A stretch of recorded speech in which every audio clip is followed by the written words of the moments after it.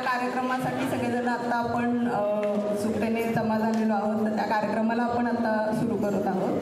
तर जे आपण सकाळपासून जे युवा मेळावा झाला किंवा फेरी झाली तर त्या सगळ्या याच्यामध्ये किंवा बाहेर पण तुम्ही सगळं वातावरण जे बघताय तर त्याच्यामध्ये साने गुरुजींची जी जयंती आहे तर त्यानिमित्ताने सगळा माहोल हा भारावलेला आहे. आपल्या हॉलमध्ये सुद्धा हा सगळा माहोल आहे. तर त्यांचीच एक ओळ आहे ज्याच्यापासून मी या कार्यक्रमाला सुरुवात करते. तर खरा तो एकची धर्म जगाला प्रेम अर्पावे, खरा तो एकची धर्म जगाला प्रेम अर्पावे असं म्हणत सर्व जगाला मानवतेचं माणुसकीचं प्रेमाचं महत्त्व सांगणाऱ्या आधुनिक काळातील संत म्हणून ओळख आहे ज्यांची अशा साने गुरुजींची आज 125वी जयंती आहे. तर या जयंतीनिमित्त महाराष्ट्रात आणि इतर अन्य राज्यातही वेगवेगळे कार्यक्रम वर्षभरामध्ये राबवले गेले. तर या सगळ्याचाच एक भाग म्हणून आपण सगळेजण जे इथे उपस्थित आहात त्या सर्वांचं मी वैशाली उषा सगळ्यांचं मनापासून स्वागत करते. हिना कौसर खान, तर त्यांना मी विनंती करते की त्यांनी विचारमंचावरती यावं. बाबा पण आलेले आहेत. तुमच्याबरोबर सांगू इच्छिते. तर जेव्हा आम्ही बायांशी बोलत होतो या सगळ्या कार्यक्रमाबद्दल की आपल्याला जाऊन बोलायचं आहे तर सुरुवातीला सगळ्या बायांची कार्यक्रमाला नेहमी आपल्याला यायची सवय असते आणि ऐकायची सवय असते पण स्वतः बोलायची सवय नसते. मला पण नाही, मी पहिल्यांदाच बोलते. पण तरीसुद्धा या बायांशी जेव्हा आम्ही बोलत होतो तर सुरुवातीला त्या खूप घाबरल्या, म्हणाल्या की आम्ही कार्यक्रमाला येतो, आम्ही ऐकतो, आम्हाला ऐकायला जमेल, बोलायला नाही जमणार. तर म्हटलं असं नाही, या कार्यक्रमाचं नावच आपण म्हटले की मेरी बात सुनना. तर जो तुमचा संघर्ष आहे, तुम्ही जे रोजच्या आयुष्यामध्ये या सगळ्या गोष्टी करता तर तेच तुम्हाला तिथे मांडायचं आहे, तुमचा अनुभव सांगायचा आहे. तर हे जेव्हा त्यांना हळूहळू सांगितलं तर त्यांचा उत्साह आमच्यापेक्षा जास्ती होता आणि त्यांचा उत्साह बघून आम्हालाही खूप उत्साह येत होता. तर हे जेव्हा आम्ही सगळं करत होतो तर तेव्हा बाया स्वतःहून आम्हाला म्हटलं की आम्ही सगळं बोलतो, आम्हाला आवडेल हे सगळं म्हणायला, पण आम्हाला भीती वाटते की सगळ्यांसमोर आम्ही कधी मांडलेलं नाही. तर म्हटलं चुकत आणि हे सगळे आपलीच लोक आहेत, तर जसं तुम्हाला जमणार आहे तसं तुम्ही बोलायला या. आणि त्याप्रमाणे त्या आज आल्या पण. तर त्यातलंच आपण आता सुरू करणार आहोत त्याच कष्टकरी बायांचं, त्यांचं म्हणणं काय आहे, त्यांचे विचार काय आहेत, त्यांच्या भावना काय आहेत, हे सगळं आपण ऐकायला तयार आहोत. तर मी पुढच्या कार्यक्रमाचं सूत्र हे हिनाताईंकडे देते. ते या बायांना जिथं गरज लागेल तिथे त्या बोलतं करतील आणि मध्ये मध्ये मी नावं घेण्यासाठी असेल की कोण पहिल्यांदा येऊन बोलणार आहे त्याच्याबद्दल. तर हिनाताईंकडे मी आता हे सूत्र सोपवते. सुरैयाताई विचार मंचावरती यायचं आहे. सरुबाई वाघमारे, शोभा मावशी पण आहे. आफरीन खान विचार मंचावरती यायचं आहे. येते अप्सरा राजू शेख, जरीना इसा खान, मुन्नी अब्दुल रहीम शेख, दिलशाद नदाफ, शबाना हाजी शेख, रुकैया सगीर खान, मुमताज बाबू इनामदार. जर या सभागृहात असतील तर त्यांनी पण वरती यायचं आहे. नमस्कार. आज आपण इथे जमलो आहोत ते मेरी बात सुनो म्हणजे आपल्या सगळ्या महिलांचं म्हणणं, महिलांच्या भावना समजून घेण्यासाठी. बहुतांश वेळा असं होतं की म्हणजे अगदी कुटुंबापासून विचार केला तर नेहमीच असं होतं की स्त्रियांना ऐकवलं जातं, निर्णय सांगितले जातात आणि त्या फॉलो करतात. म्हणजे त्यांचं काहीतरी म्हणणं असेल, त्यांचं काहीतरी मत असेल, विचार असेल, याचा म्हणजे या गोष्टी आपण फार कन्सिडर करून चालतो की तिचं जे काही म्हणणं असेल ते घरातलं पुरुष जे ठरवतं तेच असेल आणि त्यांचं म्हणणं, त्यांचं मत आपण विचारात घेत नाही. आणि मला वाटतं हीच गोष्ट ब्रेक करण्याची सुरुवात आपण अशा प्लॅटफॉर्मनी करणार आहोत की इथे त्यांचं म्हणणं, त्यांचे विचार, त्यांची ते जे काही अनुभवत आहेत, त्यांना जो काही संघर्ष असेल किंवा चांगल्या गोष्टी असतील, आनंदाच्या असतील, दुःखाच्या असतील, ते समजून घेण्याचा प्रयत्न आपण आजच्या या सेशनमधनं करणार आहोत. आत्ता वैशाली म्हणाली तसं की प्रत्येकालाच बोलायची वेळ येते तेव्हा भीती वाटते, जसं तिने स्वतःचं सांगितलं. मला असं वाटतं की ज्यांना सरावही असतो त्या प्रत्येकालाच असं होतं की जेव्हा माईक समोर यायचं असेल तेव्हा भीती वाटते. त्यामुळे मला असं वाटतं की आपल्या या मैत्रिणींना घाबरण्याची गरज नाही, कारण आपण सगळे एक आहोत, एक कुटुंब आहोत आणि एकमेकांसमोर आपण तेवढ्याच पारदर्शीपणे बोलू शकतो. सुरुवात करताना आपण सुरैया यांना सांगूया की त्यांचं म्हणणं मत त्यांचा जो विचार आहे तो त्यांनी शेअर करावा. सगळ्यांना माझा नमस्कार. आलेले सगळे बंधूंनो भगिनींनो आणि आदरणीय बाबा, आज इथं आपण सगळे महिला एकत्र जमलो आहोत. ह्याच्यामध्ये आपल्याला खरं तर माहीत घेण्याला भीतीच वाटते. आणि आज आम्ही जवळजवळ सगळ्या महिला जे कष्टकरी काम करतात ते सगळेच महिला जवळजवळ आता बाहेर आहेत. पण आमच्या मुस्लिम समाजामध्ये खूपशा महिला बाहेर नाही आहेत. एकतर त्यांना बाहेर जाऊ दिलं जात नाही किंवा घरातल्यांचं पण त्यांना प्रेशर असतं की बाहेर जायचं नाही, काम करायचं नाही. त्याच्यामुळं आमचे जास्त मुस्लिम बाया बाहेर निघत नाही. पण काही जे निघालेले आहेत त्यांनी खरंच प्रगती पण केलेली आहे. ज्यांनी त्यांचं घर, मुलं, घरातलं कामं, बाहेरची कामं हे करून घरात त्यांच्या सुधारणा पण झालेली आहे. पण ते सांगण्याचा अर्थ असा आहे की मुस्लिम महिलांनी बाहेर निघणं पण गरजेचं आहे. एकतर त्यांना बाहेरचं काय समजत नाही.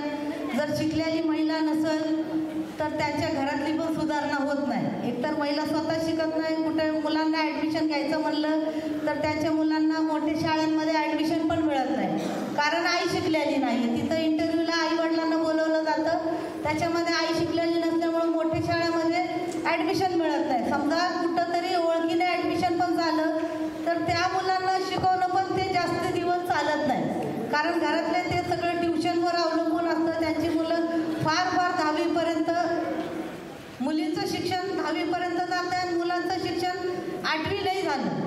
8वी-9वी नंतर ते मुलं शिकतच नाही, कारण त्यांना पुढचा अभ्यास पण समजत नाही. तर त्याच्यासाठी मुस्लिम महिलांमध्ये शिक्षणाचं प्रमाण आत्ता थोडंफार वाढलं आहे, कारण मुस्लिम महिला आता बाहेर पडतात. तर आमच्या इथं पण असंच आहे. आता मी जवळजवळ 23 वर्ष झाले बाहेर काम करते. सोशल सर्व्हिस म्हणून सगळं काम बघतोय. सगळ्या वस्त्यांमध्ये मी काम करत होते. त्याच्यानंतर मी कागदकाजपत्रामध्ये कामाला स्वच्छला लागले. स्वच्छनंतर आता मी कागदकाजपत्रा कष्टकरी नागरी पतसंस्थेमध्ये आपले कचरा वेचकांची जी पतपेढी आहे त्याच्यामध्ये जवळजवळ आज 2007 पासून तर आता 2024 आता मला 20वं वर्ष चालू आहे. आणि जेव्हापासून या क्षेत्रात मी आलेले आहेत, जे कचरा वेचकांचं जीवन आहे ते बघून माझ्या स्वतःमध्ये पण मी सुधारणा केलेली आहे. कारण ह्यांचं जे जगणं आहे, यांचं जे राहणीमान आहे, यांनी जे कष्ट घेतलेले आहे, आमच्या कष्टापेक्षा तर त्यांचं कष्ट जास्त आहे. मला असं इथं ते दिसलेलं आहे. आणि जे कामामध्ये आपल्या सुधारणा होत जाते, आपल्या माणसामध्ये स्वतःमध्ये पण सुधारणा होत असते. कारण आपण जे क्षेत्रात काम करतोय सामाजिकच्या क्षेत्रामध्ये ते बघून आपल्यामध्ये पण सुधारणा होते. आणि आपल्याला वाटतंय की आपलं दुःख जास्त आहे, पण इतर लोकांचं पण दुःख आपल्याला त्यांच्यामध्ये राहून दिसतंय की त्यांचं पण कष्ट किती आहे, त्यांना पण दुःख किती आहे. तर हे माझी एक विचारधारणा होती की मी या महिलांमध्ये इतकी सामावून गेलेले आता की मला पण त्यांच्याशिवाय राहता येत नाही. कारण आज या 20 वर्षाचा माझा अनुभव असा, आमचे जे सभासद आहे त्यांना पण आम्ही हवंसं वाटतंय. कारण आले की आधी आम्हाला विचारतात आणि आम्ही पण त्यांच्याशिवाय राहू नाही शकत, कारण इतकं आमचं जवळचं नातं आज झालेलं आहे. तर माझं एकच म्हणणं आहे की महिलांनी आणि मुलींना जास्त शिकवावं, पुढे येऊ द्यावं आणि त्यांच्या मार्फत पुढची जी पिढी आहे त्याच्यात पण सुधारणा होईल. मला एवढंच बोलायचं आहे. थँक्यू सुरैयाताई. खूपच महत्त्वाच्या नोटवर त्यांनी मुद्दा संपवला त्यांचा की मुलींनी शिकावं आणि घराबाहेर पडावं. मुस्लिम महिलांविषयी, मुस्लिम मुलींविषयी सांगितलं की कुटुंबातनं बाहेर निघायला अजूनही परवानगी नसते किंवा अनेक प्रकारचे प्रेशर्स असतात, पण त्यातनंही ज्या पुढे येत आहेत त्या खूप नाव करतायत हेही त्यांनी त्यांच्या ह्याच्यातनं मांडलेलं आहे. आणि त्यांचा जो काही हा 20 वर्षांचा संघर्ष राहिला आणि शेवटी त्या खूप छान म्हणाले की आम्ही पण त्यांना हव्याशा वाटतो ज्यांच्याबरोबर त्या काम करतात. कारण काय की त्या ऐकणाऱ्या आहेत, चांगल्या लिस्नर आहेत आणि चांगलं लिस्नर म्हणजे त्यांनी ते जे काही बोलले ते आपण आता ऐकलंच, पण त्या अत्यंत चांगले लिस्नर असणार आहेत. म्हणूनच त्या सगळ्या ज्या काही बायका त्यांच्याकडे येतात त्यांच्याशी बोलू पाहतात आणि त्या त्यांचं ऐकतात. ऐकणं ही गोष्ट खूप महत्त्वाची असते कुठल्याही संवादाची, आणि ती महत्त्वाची गोष्ट सुरैया दिदी करत असणार आहेत. म्हणून बायका त्यांच्याशी त्यांचं मनोगत त्यांचं दुःख शेअर करतात. सल्ले आणि ॲडवायसेसची गरज नसते बऱ्याचदा लोकांना, पण ऐकण्याची, माझं काहीतरी कोणीतरी दुःख ऐकलं ही महत्त्वाची गोष्ट घडण्याची गरज असते आणि ते त्यांच्या बाबतीत घडत असणार आहे. मी आता सरुताईंना विनंती करेन की त्यांनी त्यांचं मनोगत व्यक्त करावं. सर्वांना माझा नमस्कार. आदरणीय बाबा, सगळ्या माझ्यासमोर बसलेल्या माझ्या बंधू भगिनी आणि माझे बंधू, काका, मामा जे काय असतील ते. तर आमचा प्रवास असा होता पहिला की काच पत्राव्याच्याला जर आम्हाला जायचं असेल तर आम्ही पहाटे 4ला घरातून बाहेर पडायचो. कुठं काच भेटेल का, कुठं पत्रा भेटेल का, कुठं कागद भेटेल का, सगळ्या रस्त्यांनी कुंड्यांनी सगळं हुडकत जायचं. तर आम्हाला कुत्रीचा, डुकरीचा, उशीचा कंटेनरमध्ये उतरलं की त्या कुत्र्या सगळं, उशी सगळ्या त्या उंदरा सगळं लढाया करायला पडायच्या. पहिलं कुठीत जर उतरायचं असेल तर पायाला, गुडघ्याला लाग, तोंडाला लाग. आणि मग दवाखान्यात जायला पण पैसे नसायचे आणि मग ते जखम तशीच अंगाला असायची. आंघोळ करायचं माहीत नव्हतं, मग त्या पोटाच्या मागं पळायचं. मुलं शाळेत जातात काय नाही जातात हे बघ माहीत नव्हतं. पोरं सगळे पोट्या खेळत बसायचे. कुणी कुठं जायचं, कुणी व्यसनाच्या आधी जायचं, वस्तीमध्ये. असं माझ्या जीवनामध्ये असं आहे की जेव्हा डबा बाटलीला जायचे, कचरा वेचला जायचे माझ्या आजीबरोबर. वयाच्या 10व्या वर्षापासून मी माझ्या आजीबरोबर कचरा वेचला. कॅरी बॅग हातात घ्यायची ना आजीबरोबर मी कचरा वेचायला जायचे. रुपयाचं, आटण्याचं, चरण्याचं जे विकल ते मी तिथं जाऊन तेवढं मग कुठं बी जाऊन काहीतरी खाऊ घ्यायचा आणि खात बसायचं पहिलं. नंतर मोठी होत गेले, लग्न झालं तरी मी हा भांगाचा धंदा सोडला नाही. डोका डबा बाटलीची पाटी घेतली. 8-5च्या लोकांनी पिंपरी, चिंचवड, लोणावळा, देवरूड असं लोकांनी जायचं. तेव्हा आम्ही तिकीट बी काढत नव्हतो. तिकीट काढायचं म्हटलं ते लोकांचे 100 रुपये घेतलेले असायचे व्याजाने. त्याला 5 रुपये द्यायचे संध्याकाळी. ते असं वाटायचं की आता मुलांना जर खायला दिले तर संध्याकाळी काय करायचं, माल भेटतो नाही भेटत. मग ते लोकांनी पैसे पडले का आपल्या, मग ते लोकांचे पैसे वाढत गेल्याच्या नंतर मग कुठनं करायचे हे काळजी असायची. म्हणून ते 1 रुपयाचा चहा घ्यायचा, चहा प्यायचा. मुलांना 1 रुपयाचा 1 रुपया शाळेत जाताना द्यायचा. मुलं माझे 1 रुपयाचा भज्याचा भोगा घ्यायचे आणि ते शाळेमध्ये जायचे. पोरं सगळे डबा खायचे.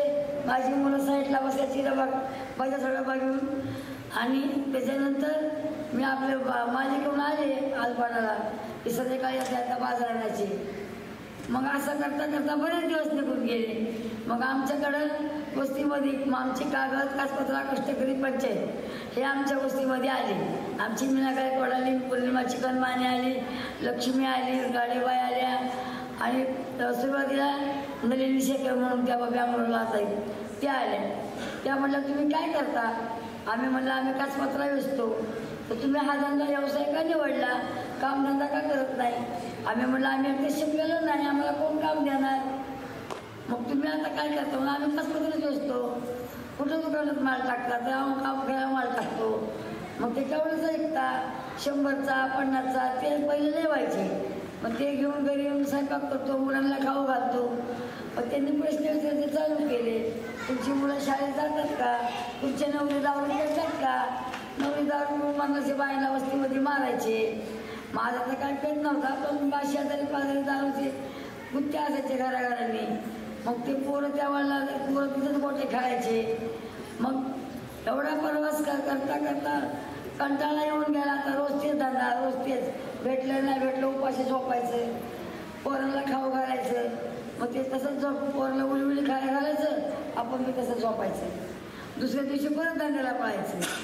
मग असं करता करता मग संघटनाने आम्हाला म्हणलं की एक काम करा, तुम्हाला आम्ही ID कार्ड देतो, तुम्हाला काय काय त्रास होतो.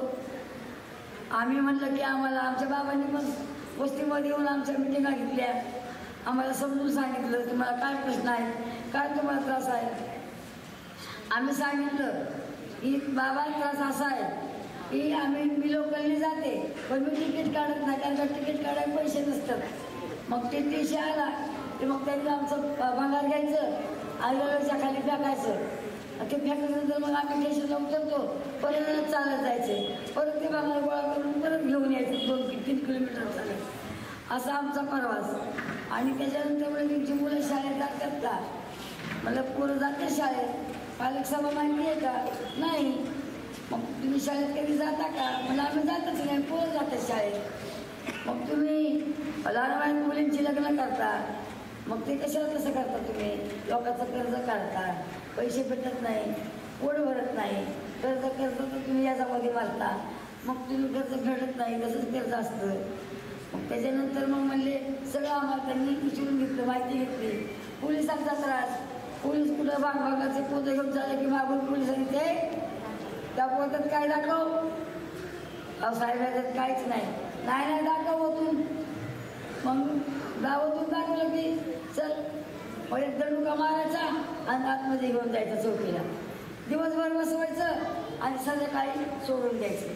मग त्या दिवशी उपाशी झोपायचं. मग नवऱ्याने माझे दिवसभर धंदा केला, काय केला, चौकीला धरून येत आता काय करलं, खायचं काय. म्हणून असं मग आमच्या संघटनाने पोलिसांपासून त्रास, एशीपासून त्रास, वस्तीत फिरायला गेलं की तिकडून गुंडांचा त्रास, कुणी दगड मारायचं, कुंडीत गेलं की कुणी काय छेड करायची, जेव्हा पोरी दिसले की त्यांना मस्करी मजाक करायची, असे पहिले हाल होते. आणि खायचं तर लांबच, पण ते लोकांचे त्रास यायचा आम्हाला. मग संघटनांनी सांगितलं की सोनबाई तुम्ही लय हुशार दिसता, तुम्ही लय चांगलं बोलता, मग तुमच्या वस्तीमध्ये किती लोक अशा महिला काम करतात. मी म्हणलं आमच्या सगळ्या वस्तीत सगळ्या महिला कचराची बसतात, पण नवरे लय दारू पेटतात. त्या कचरा विचून आल्या, पैसे मालिकून आल्या की नवऱ्याने पैसे हे दे मला पैसे, डिस्काउंट घ्यायचं, मारहाण करायचा आणि त्या लेकरं घेऊन ते उपाशी झोपायचं असं. मग संघटनांनी सगळ्या मिटिंगा घेतल्या आमच्या की तुम्ही असं करू नका, आम्ही तुमच्या पाठीशी आहे. आम्ही म्हटलं सगळे येतात पण कुणी आम्हाला साथ देत नाही, कुणी आमच्या गरिबाची दखल घेत नाही. नगरसेवक येतात तेवढे मोठं पाया पडतात, हात जोडतात, पण कुणी काय करत नाही. म्हणून आम्ही मग संघटनेने आम्हाला एक आधार दिला. आधार दिल्याच्या नंतर मग तुम्हाला आता काय घाबरायची गरज नाही, तुमची आम्ही पाठीशी आहोत, तुम्ही धडपणाने राहायचं, तुम्हाला ID कार्ड देऊ. मग आम्हाला त्यांनी एक पांढरा ID कार्ड दिलं संघटनाने, हे तर लावायचं. मग ती लावायच्यानंतर मग म्हणले मग तसं साधन मिळालं, महापालिकेशी झगडावं लागलं, मोर्चे काढावं लागले, उन्हात पावसात थंडीत सगळ्या डॉक्टर पाट्या घेऊन फाशा घेऊन काळ्या तोंडाला बांधून तेव्हा सरकारला जाग आली, तेव्हा तक महापालिकेला जाग आली.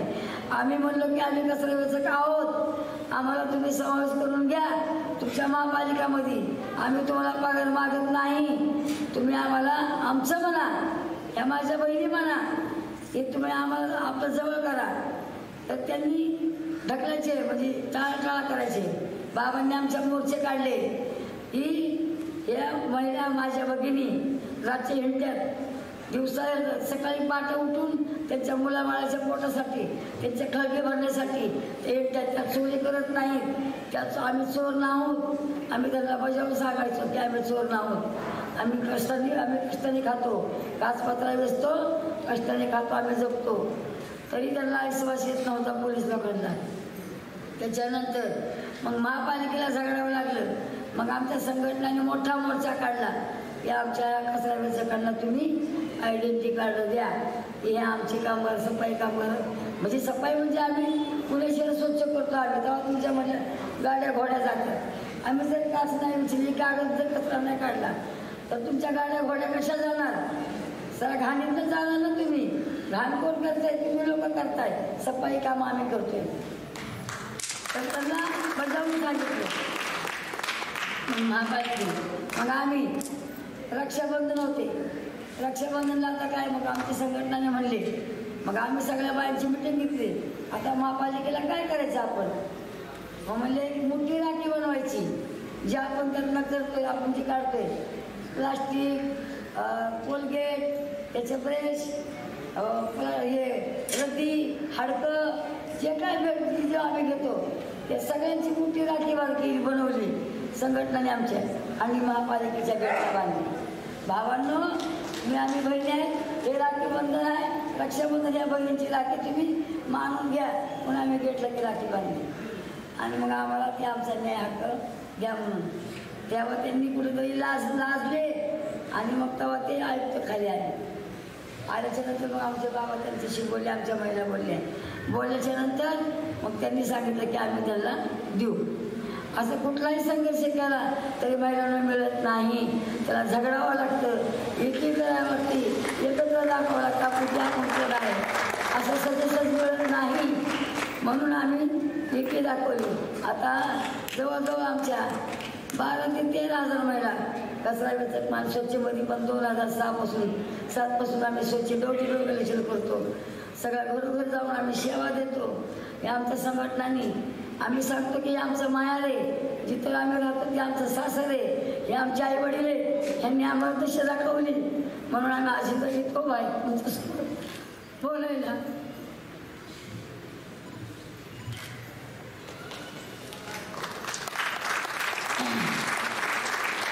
म्हणून आज इथं तुमच्या समोर आम्ही आज घाबरत नाही, आम्ही पोलिसाला सुद्धा घाबरत नाही. ते म्हणलं काय रे काय झालं तुला आम्ही असं म्हणतो त्याला. हे आमच्या महिला भेट नाहीत, आता कुठल्याच महिला भेट नाहीत. आणि हे संघटनेने आमची वाटचाल आणि आम्हाला चांगलं ज्ञान दिलं. आता आमचे मुलं कशी शिकतात, मुलांना शिक्षण नव्हतं, कुणी गोट्या खेळायचं, सोसूनला नेले संघटनाने मुलं आमचे प्रत्येक वस्तीतले सोसूनमधले दाखले काढून दिले. प्रत्येक बारीचा दाबा बी वाटायचं. आमचा मुलगा गाडीवर जावा, चांगलं शिक्षण घ्यावं, डॉक्टर, इंजिनियर, पोलीस, कमिशनर त्यांनी बी बनावं असं आम्हाला वाटायचं. का बनवू नाही, तुमच्या मोठ्याच्याच का लोक तुमची पोरं का शिकावं, आमच्या बी मुलांनी शिकलं पाहिजे, चांगलं आमच्या मुलांना शिक्षण भेटलं पाहिजे म्हणून संघटनाने आमच्या दाखले काढून चांगल्या शाळेने मुलं घातले. आज ते आमच्या मुली कोणी कलेक्टर शिकते, कोणी सिस्टर आहे, कोणी काय कोणी इंजिनियर आहे, कुणी काय सगळं म्हणजे आपल्या जागावर कचऱ्याचं काय आहे पण त्या मुलींना शिकवलं. माझी मुलगी बी शिकवून 15वी शिकली. माझी मुलगी शिक्षण घेऊन माझ्या मुलीला तुझ्या मुलं माझी मुलगी पण कचरा वेचत आहे, माझी मुलगी पण कचरा वेचत आहे. तिचा मुलगा आता कम्प्युटर इंजिनियर झाला टाटा मोटरला, मुलगी PSIची तिची परीक्षा होती. अशी आम्हाला त्यांनी दिशा दाखवली. आणि बाहेर देशाचं पण आम्हाला कधी तोंड बघायला नव्हतं. लांबून बघितलं की माणसं चालायला दिसायचं. आम्हाला आमच्या संघटनाने बाहेर देशाचं पण पासपोर्ट काढून मी बाहेर देशाला पण जाऊन येतो. एवढं आमच्यासाठी त्यांनी केले आणि केलं म्हणजे ते आमचं माहेरच आहे. आणि चांगलं आम्हाला वळण लावलं, माणसात बसवलं. त्यांच्यामुळं आज आम्ही स्टेजवर बोलतो, भेट नाही, घाबरत नाही. जे आमच्या आयुष्यात बदल केला, खूप बदल झाला. आम्ही आता माणूस म्हणून जगतो आणि माणूस म्हणून दुसऱ्याला पण आपल्या म्हणून आम्ही समावेश करून घेतो. तुम्ही बी आमच्या बघून तुम्ही द्यायचं नाही, घाबरायचं नाही कोणाला. नवऱ्याचं नाही टाकायचं, त्याला मागायचं घ्यायचं नाही त्याला आला तरी. आज सगळ्या भगिनी मिळून तुम्ही एकजुटीने काम करा, एवढंच माझं सांगणं आहे. जय हिंद, जय भारत. सविताई त्या किती छान बोलल्या की तुमच्या टाळ्यांनी त्यांना मिळत असलेलं दान त्यांना कळतच होतं. खूप महत्त्वाचे मुद्दे त्यांनी मांडले की म्हणजे संघटना बाईच्या आयुष्यात आली तर बाई किती सक्षम होते आणि किती छान निडर होते. त्यात सांगतायत ना आता आपल्याला की बाईची काहीच गरज नाही, भीत पण नाही आहे. तर हीच गोष्ट म्हणजे त्यांच्या सगळ्या बोलण्यात ह्याच्यातनं आपल्याला जाणवत होती. मी आता आफरीनला बोलवेन की तिने तिचं मनोगत व्यक्त करावं. नमस्ते.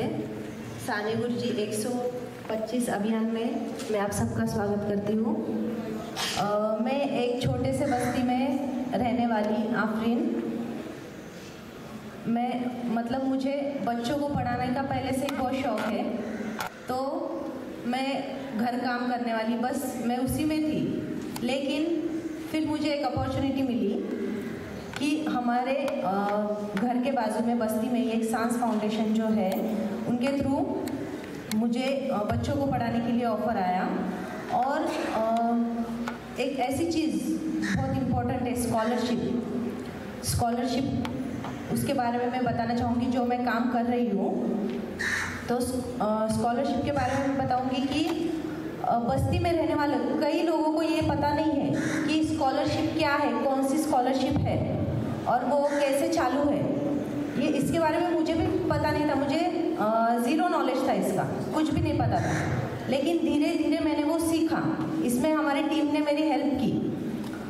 मुझे कंप्यूटर का नॉलेज बस बेसिक नॉलेज था, मतलब शादी के पहले जो घर में था गेम खेलना और पेंटिंग करना, बस इतना ही, उसके आगे कुछ नहीं। लेकिन अब मैं वो स्कॉलरशिप के काम में इतना अंदर घुस गई हूँ कि उसके अंदर से मुझे और भी चीज़ें मालूम पड़ रही है कि कंप्यूटर के अंदर ये है और मैं सीख रही हूँ और मैं आगे भी सीखूँगी। और ये सब मैं वहाँ के बस्ती के जो लोग हैं उनके बच्चों के स्कॉलरशिप के लिए मैं ये काम कर रही हूँ। और ये काम करते हुए मुझे पहले बहुत प्रॉब्लम्स आई कि किसी के डॉक्यूमेंट्स सही नहीं थे, कुछ उन लोग के डॉक्यूमेंट्स थे ही नहीं मतलब। तो अब उस वजह से क्या हुआ, स्कॉलरशिप का जो ये काम स्टार्ट किया है तो उस वजह से क्या हुआ कि उन लोगों ने डॉक्यूमेंट्स बनाना, जो उनके पास थे नहीं डॉक्यूमेंट्स, वो बनाना स्टार्ट किए। मतलब सिर्फ स्कॉलरशिप के लिए नहीं, ये उनके आगे लाइफ में भी उनको ये डॉक्यूमेंट्स काम आने वाले हैं। तो इसलिए हमने ये एक काम चालू किया जिसमें फलक ने भी मेरी बहुत हेल्प की है, क्योंकि मुझे इसमें कुछ पता नहीं था। लेकिन धीरे धीरे अभी मैं वो सीख रही हूँ और मैं वहाँ के बच्चों के लिए कुछ ये स्कॉलरशिप में मैं उन लोग के लिए करना चाहती हूँ। ये स्कॉलरशिप उनको बताऊँगी मैं कैसी है, क्या है, और धीरे धीरे मैं इस पर काम कर रही हूँ। बस, थैंक यू।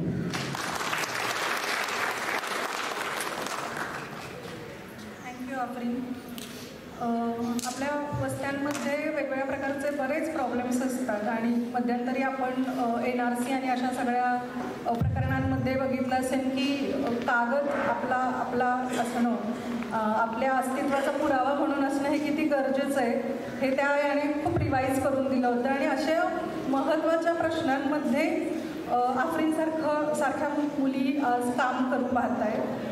वस्त्यांमध्ये प्रॉब्लेम्स खूप असू शकतात, पण ते प्रॉब्लेम्स आहेत म्हणून ते घेऊन बसणं ही वृत्ती नाही आहे आपल्या बायकांची। तर त्या प्रॉब्लेम्समधनं सोल्युशन कसं काढता येईल, मार्ग कसा काढता येईल, पुढे कसं जाता येईल, हे त्या बघतायत आणि हे त्यांचे अनुभव आहेत, जिवंत अनुभव। मी आता शोभाताईंना विनंती करेन की त्यांनी त्यांचं मनोगत व्यक्त करावं। जय भीम। मी पण असंच आता सर मावशीने जसं सांगितलं तसंच आमच्या सगळ्यांची पण परिस्थिती तीच आहे। पण एवढंच की माझ्या विषय म्हणजे असं होतं की माझं लहानपणीच लग्न झालं होतं आणि काम तर करावंच लागत होतं, पण कधी मला पैसा असा नवऱ्याने कधी दाखवला नव्हता। जे काही कमवलं ते त्यांनी घ्यायचं, त्यानेच खर्च करायचं, आपण फक्त घरात जे आणलं तेवढंच खायचं आणि त्याच्यावरती राहायचं। असं करत करत माझी एक वेळेस मैत्रीण भेटली आणि ती कागद काचमध्ये होती, त्यामुळं तिने मला हे दाखवलं, कागद काच पत्रा कसा वेचायचा हे तिने शिकवलं, कसं विकायचं, कुठं आहे संस्था, काय करते काय नाही। मग या संस्थेमध्ये मी सहभागी झाले, त्यामध्ये बाबांचे पण सुविचार सारखे भेटायचे आम्हाला, ते डोक्यात बसले। परत आमचे जे आहेत कार्यकर्ते ते शिकवायचे की असं राहिलं पाहिजे, तसं राहिलं पाहिजे, हे केलं पाहिजे, ते केलं पाहिजे, असं त्यांनी शिकवलेलं तेवढं डोक्यात धरून आम्ही पुढं चाललो। आता तेच मी डोक्यात धरून पुढं चालले, त्याच्यामुळं माझा मुलगा पण शिकला, ह्या संस्थेमुळं माझं पोरगं पण आता ग्रॅज्युएशन झालंय। आणि ह्या संस्थेने जे बाहेर जे माणसांना नोकरीसाठी पैसे द्यावे लागतात आणि काम शोधावं लागतं, पण आमची संस्था एकमेव अशी आहे की आमची मुलं शिकलेली त्यांना कोऑर्डिनेटर म्हणून आमची संस्था आमच्या संस्थेमध्ये कामाला घेतात। त्यामुळे आम्हाला आमच्या संस्थेचा भरपूर अभिमान वाटतो आणि आम्हाला भरपूर आधार आहे। एक आम्हाला जसं काय माहेर जसं असतं आता सध्याला तर आम्हाला नातेवाईक नाहीच आहेत असं वाटतं, का तर ज्यावेळेस आमची परिस्थिती होती त्यावेळेस कुणी आम्हाला साथ दिली नाही, पण आमच्या संस्थेने आम्हाला साथ दिली। त्यामुळं आम्ही संस्थाच आमचे नातेवाईक बी समजतो, आमचं माहेर बी समजतो आणि सगळं काय आहे ते आमची संस्थाच आहे। जोपर्यंत आम्ही मरत नाहीये तोपर्यंत संस्था आमची काळजी घेते। आम्ही आजारी पडलो दवाखान्यात न्यायची काळजी करते, आम्हाला औषध गोळ्या कशा भेटतात ते बघतात, आमचं दवाखान्याचं बिल कसं माफ होईल, मोफतमध्ये कसे आम्हाला सगळ्या सोयी भेटतील ते काळजी घेतात। शिवाय परत आम्हाला म्हातारपणी जे काही लागतं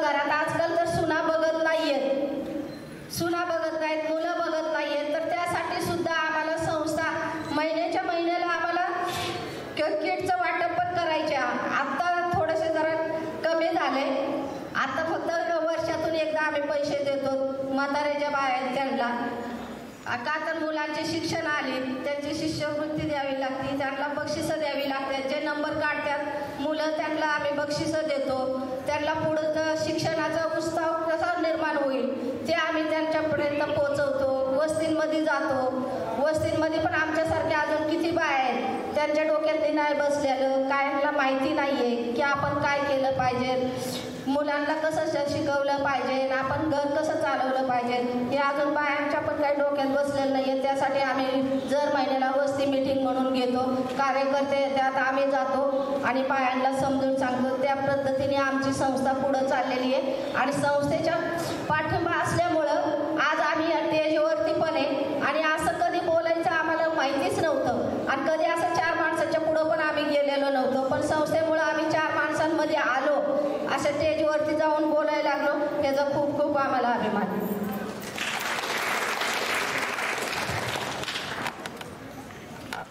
थँक्यू शोभाताई. संस्था संघटना पाठीशी उभं राहणं हे किती गरजेचं आहे हे परत परत अधोरेखित होणारी ही म्हणजे हा सगळाच संवाद त्या दिशेने जाणार आहे. मी मुन्नी शेख यांना विनंती करेन की त्यांनी त्यांचं मनोगत व्यक्त करावं. नमस्ते, माझं नाव मुन्नी शेख. मी संस्थेमध्ये काम करते 2009 पासून. माझी परिस्थिती अशी होती, मला 3 मुलीच होत्या आणि माझा नवरा मला सोडून गेला. सोडून गेल्यावर 3 मुली मला जगवायचं खूप हे झालं. शेजारी एक बाई ती संस्थेमध्ये काम करत होती. ती म्हणली चल तुला कामाला लावते. म्हणलं मला काहीच येत नाही काम. ती म्हणली चल मी शिकवते, सगळं करते. तिनं मला नेलं. खूप आभारी आहे संस्थेची. संस्थेमध्ये कामाला गेल्यापासून माझ्या 3 मुलींचं लग्न केलं आणि 2009ला कामाला गेले आणि त्याच्यानंतर लग्न केलं, त्यांचं घरदारी केलं. आमच्या जातीत म्हणले की करत नाही तुमच्या जातीत कचऱ्याचं. तरी पण म्हणलं माझी मुलं जगवायची, मला जगवायचे, मला करायला हरकत नाही. मी केलं ते काम आणि करते अजून बी आणि रुगी आहे.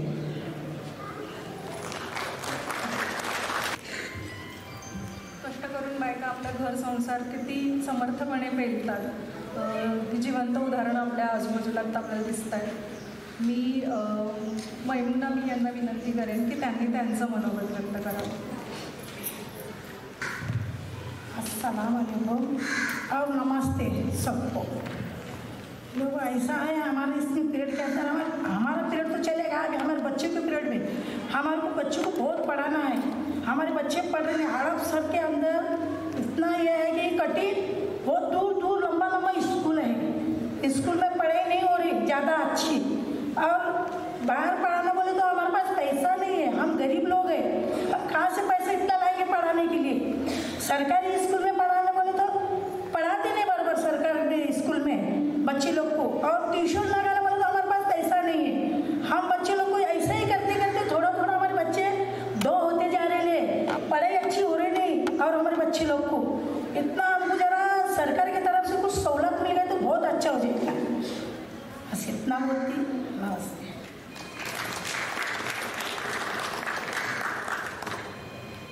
मी आता आपल्या कमल शिंदे यांना विनंती करते की त्यांनी त्यांचं मनोगत व्यक्त करावं. माझी मुलगी मानसिकचा आजार होता, तिला लई त्रास द्यायची आणि कुंकड बी पळायची, काय सापडत नव्हती. मग स्वच्छ संस्थामध्येच कामाला होती ती. मग कामाला होती तर इकडं तिकडं पळायची, काम सोडून जायची. सर्व काम माझ्यावर इतकेवर पडायचं, तेवढं काम करायचे मी. आणि मग स्वच्छ संस्थाने काय केलं, तिला कोर्टात नेली. पहिल्याच कोर्टात नेली आणि कोर्टात हेच पुढं 5,000 घालवलं आमच्या संस्थाने. 5,000 घालून झेज पुढं उभं करून मग तिला सर्टिफिकेट दिलं त्यांनी की सगळं तिला फ्री मिळावं. मग मुलगी आता ती म्हणले मरेपर्यंत त्या गोळ्या खायच्या. ती मुलगी आली की गोळ्या आणती, पण तिच्या मुलाबाळात ती सुखी आहे एवढं संघटना आमची करते. आणि माझी नातुंड मुलगा तर मरून गेलता, पण एवढुली नातुंड होती माझी, 4 मुलं होती त्याला. मग आता शिकवायचं कसं, जवळ पैसा नाही काय नाही. मग स्वस्त्य संस्थांनी आम्हाला वह्या द्या सुरू केलं, ती जटारचं पैसे द्या सुरू केलं. मग मुलं आम्ही शिकवली, 12वी 13वी 14वी पर्यंत मुलं शिकवली. आता त्यांची ती कामं करतात, आज सुखी राहतात. एवढंच माझं बात.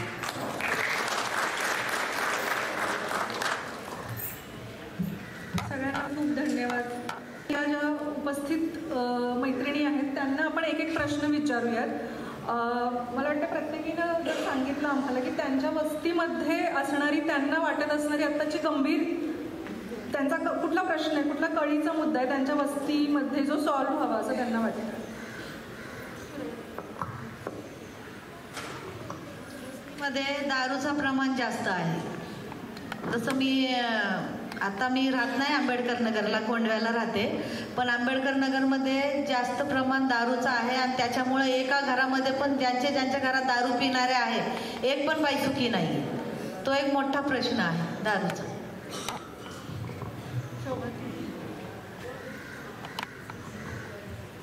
मला असं वाटतं की दारूचा तर प्रश्न आहेच, पण जे मारामाऱ्या होत्या त्या मारामाऱ्यांमुळं चांगल्यांना सुद्धा त्रास होतो आणि त्यांना सुद्धा पोलिस त्रास देतात.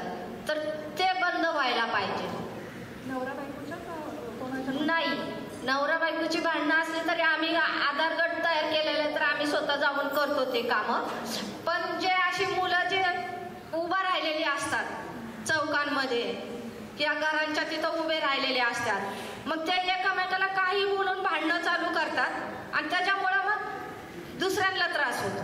तर ह्याच्यावरती काहीतरी, त्यावेळेस पोलिस जर आली तर पोलिस पण त्यांना सोडतात पण दुसऱ्यांना त्रास देतात की इथं का उभे होते, मग कसं झालं, काय झालं, कुणी कुणाला पहिलं मारलं. तर हे नाही व्हायला पाहिजे. तर ह्याच्यावरती काहीतरी. माझ्या वस्तीतला गंभीर प्रश्न म्हणजे माझ्या वस्तीमध्ये जवळजवळ 10-15 दारूचे गुत्ते होते. कामगार पुतळा आणि राजीव गांधी नगर. मग 2005ला सगळ्या संघटनांनी मिळून मोठा मोर्चा काढला की घराघरात जाऊन दारूबंदी करायची. पहिलं म्हणलं माझ्या वस्तीमध्ये करा. मग तिथं एक विक्रम म्हणून होता, अक्रम म्हणजे ते किन्नर होता, तर त्याच्या घरात जवळजवळ असे हे होते भरलेले ते कॅन काळे. तर मी आधी झाडी करून आले. मला त्यांनी सांगितलं की कुठं दारू, मला माहिती वस्तीमध्ये दारू कुठं लपवतात ती. मग ती संध्याकाळी चक्कर मारून कुठं येतात, दरवाजाच्या मागं, बाथरूममध्ये, कुठं घराच्या वरती असं. मग दुसऱ्या दिवशी मोठा मोर्चा काढला. तर मी जवळजवळ कामदार पुतळ्यातून 10-15 गॅलन ते काळे हाती ते काढले बाहेर. तर ही दारूबंदी, मग आम्ही 2005ला ही दारूबंदी वस्तीतली बंद केली. तसंच आता बी दारूचं प्रमाण जास्त आहे. तर दारूबंदी झाली पाहिजे, कारण का आपल्या आया बहिणीला ते त्रास आहे. मुस्लिम जरी असल्या तरी त्यांच्या घरात जरी नसलं तरी आपल्या आजूबाजूच्या घरामध्ये दारूबंदी आहेत, दारू पिणारे आहेत, गुटखा खात्यात, इमल खात्यात, पचापच कुठं पण तुकत्यात. आणि मग ती तसंच तर ते बंद झालं पाहिजे. आपली वस्ती स्वच्छता बाळगली पाहिजे, दारू बंद झाली पाहिजे.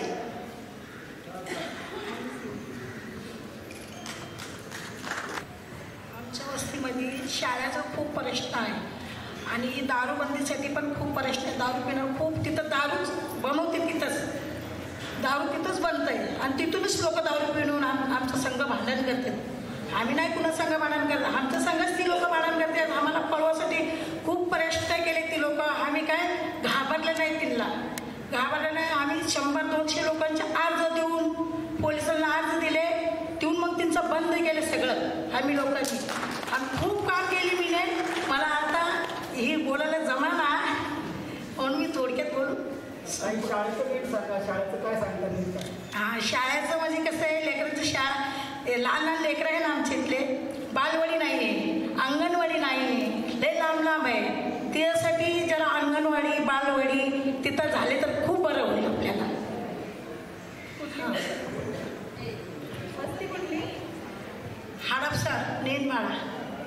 कॉलनी.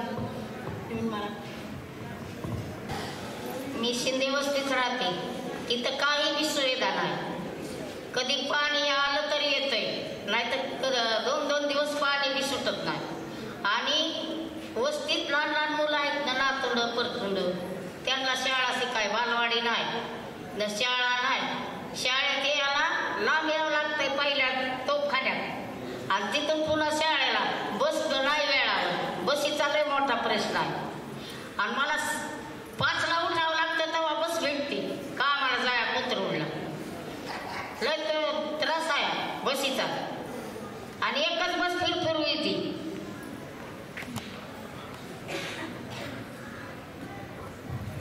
शिंदे वस्तीचं मी थोडक्यात सांगते की जी जुना तोफखाना शिवाजीनगर, तर तिथे ही वस्ती होती आणि ती पुनर्वसनामध्ये ती उठवली मेट्रोचं तिथे स्टेशन झाल्यामुळे, आणि त्यांना शिंदे वस्ती हडपसरला शिफ्ट केलं. पण ज्या सोयीसुविधा, बेसिक सोयीसुविधा ज्या आहेत तर त्या सुद्धा तिथे मिळत नाही. त्याच्याबद्दल कमल मावशी सांगतात.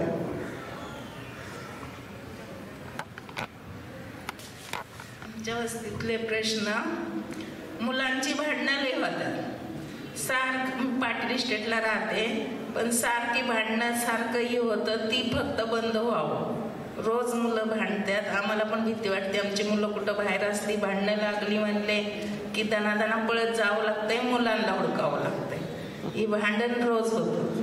गल्ली जाम होती, पोलिसांच्या गाड्या येतात, ही येतात, रस्ता नाही, काय नाही, फक्त भिवून राहावं लागतं. ही भांडण बंद व्हावं. आणि रस्ता बारीक झालेला आहे आणि गाड्या एवढ्या वाहत्यात. माझा 18 वर्षाचा नातू चिंकरून रोडला दरवाजापाशीच हे झालं. एवढं गाड्या वाहत्या, त्या गाड्यांचं एक ती बंद व्हावं तिथल्या गाड्या, आणि आम्हाला रस्ता रोड क्रॉस करायला भेटावं.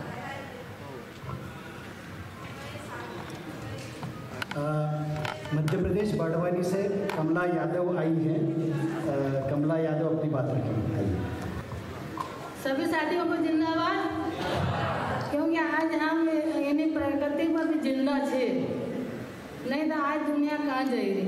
और रही बात, हम बड़वाड़ी से आए थे नर्मदा बचाओ आंदोलन से, पर ये महिला ने की बात सुनी ना, मारो भी मन हुआ कि महिला ने तो कैसे जी रही ना और कैसे काम करी रही ना. और हमारा वहाँ भी पेंशन 60 साल हो जाए, 70 साल होने मिलती नहीं. फिर वही बात में कहता हूँ गाँव जाऊँ न उनका देवाड़ो न फिर भाई कौन राशन को ऑर्डर सब जगह आए जो कंट्रोल को दानों मिले है नी, वो काम कहीं ना कहीं टान नहीं उचड़ता है. तो वो काम में से तुम्हारा उपयोग करने से कि सभी भाई बीड़ी जाओ. और सुप्रीम कोर्ट को भी ऑर्डर छे न हाई कोर्ट को भी ऑर्डर छे, वो काम सभी जो मिली जाओ. और जो महिला ने पर दिक्कत छे वो कब सब समझो कि काय हीरो इना देश में महिला ने पर काई विपत पड़ी रही, बच्चा ने पर काई पड़ी रही. अभी हमारा गांव डूबी गया और हम 3 सेट में लई रहे बच्चा छोटा छोटा, उनको 6 साल हुई हो, पर हाल उनको कहीं देना को काम नहीं है. वो कल हम लड़ी रहे और मेघा जी के साथ में लड़ी रहे, क्योंकि अगर वह नहीं होती, नहीं लड़ता तो 50,000 लोग ना को पुनर्वास नहीं होतो. आज उनका पुनर्वास होगा, घर बनेगा. अभी नरेंद्र मोदी जी को जन्मदिन आया 2023 में, तो प्रथम रात पानी छोड़ दियो, नहीं છે તો કલેક્ટરને અનાઉન્સ કર્યો, નહીં છે તો ગામવાળાને, નહીં પોલીસને, કોઈ નહીં. આવી છે તો પાણી અમારો છે તો નદી બચાવો, जमीन बचाओ, पहाड़ बचाओ को थे. कलकत्ता संसद ने सब हमारे वहाँ तो आज से मीटिंग अच्छी चलती थी, बस चलती हमने समापन करो चाहिए. इतना मतलब सब आई वैसे खबर आना पड़ेगा कि पानी एकदम से नर्मदा बांध का पानी छोड़ी दिया, एकदम से पानी आएगा. तो हमारा कम से कम 15,986 लोग रुपया अभी बाकी है. कहीं से तो ढोर हो गया, बकरी हो गई न, फिर से तो घर सब खत्म हो गया. और आज भी हमारा लोग बाकी छे 20,000 लोग ना जमीन देवाड़ी। और आज भी हमारा सेंचुरी वाला श्रमिक छे, उनका भी उनका लैंड भी लड़ी रहा। और हमारे आंदोलन आंसू नहीं मिले एक ही जगह, सभी जगह जहाँ भी काम हो वहाँ जावन पर महिला का कम नहीं मिला है नी। बड़े लोग भाई लोग कहता है इनकी चोटी मर है, पर नहीं, अगर वह चोटी खोल दे तो समझी जो काई बनी जाए, ये समझो जाए। तो महिला का कम नहीं मिला है, महिला जो चाहेगा वो करेंगे बता, पर उनका बुरा मान जो भाई हो, पर तब काय समझो पाए की जूती समझो जो। पर यानी माय अपना का ये माय छे, दूसरी माय अपनी जमीन छे, इन्हें जमीन का लैंड भी लड़ो। या जमीन अगर खत्म हुई गई, पार्टीशन खत्म हुई हो, हमें भारत की 7 नदी छे ना, गंगा, गोदावरी, सरस्वती, ब्रह्मपुत्र सब, अगर ये नदी खत्म हुई गई तो समझो काय होगा। और या सूर्य को जो प्रकाश पड़ा ओका से बहुत ऊर्जा मिले, तो अपन नाको सभी नाको मिली, युवा हो या बूढ़ा हो या चरतम मध्यम वर्ग का हो, वो सब हम लड़ी रहा। हमारा आंदोलन में जाति पाति को कहीं गए नहीं है। हिंदी मराठी या गुजराती हम सब एक छे तमिलनाडु, पर युवा सबसे ज़्यादा छे। और युवा अभी मतलब उनका लिए एक संदेश दूँ कि फूल तो खिल चुके हैं, कलियों की बारी है, और जो अभी से लड़ी रहा है वो तो लड़ के जीत चुके हैं, अब युवाओं की बारी है। हम ऐसा नहीं कहते हैं कि हमको पुरुष लोग नहीं चाहिए, पर हम गाड़ी एक पहिया से चलती 2 पहिया से चले, तो हम सब लड़ेंगे। अभी लड़ाई है, आगे और लड़ाई है। अपना शिक्षा हो या घर हो या रोड हो या बिजली हो या कई स्कूल हो, हम हमारा हक मांगा। हम भारत का संविधान से हमको बाबा साहब ने हमारा अधिकार दिए थे, हम गांधी जी का रास्ता पर चली रहा, हम सारे गुरु जी का रास्ता पर चली रहा। हमारी बहुत सारी जीवन साहन चरित्र तुमको मालूम होगा, पर हम जो कहा कि भाई आगे बढ़ो, सीखो और अपना देश का लिए लड़ो। देश बचाओ, देश बनाओ, देश बचाओ, देश बचाओ। हम कहीं मांगता नहीं, शासन ना भाषा ना उद्यान चाहिए। गांधी जी का, नेहरू जी का कोई बना हमको ध्यान नहीं चाहिए, केवल हमारी आत्माओं के लिए 2 मुट्ठी अनाज चाहिए। धन्यवाद।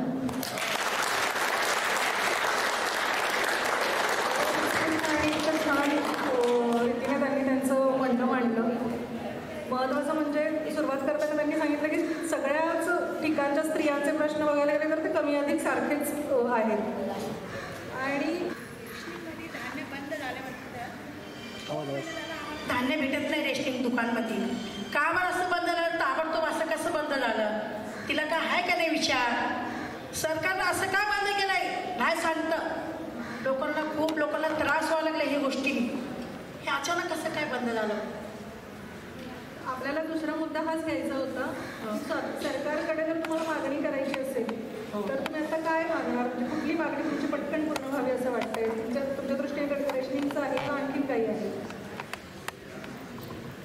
काय नाही, पण ते राशनचं दुकान बंद, राशनिंग धान्य बंद झालेलं आहे, हे जर मला सांगायचं होतं। आणि आपल्याला बालवाडी लेकरांची शाळा शिकायला जायचं होतं, आम्ही लांब गेलेल्या राहायला, ती पण आपल्याला तर त्रास व्हायला लागला, तिच्यासाठी सांगायचं।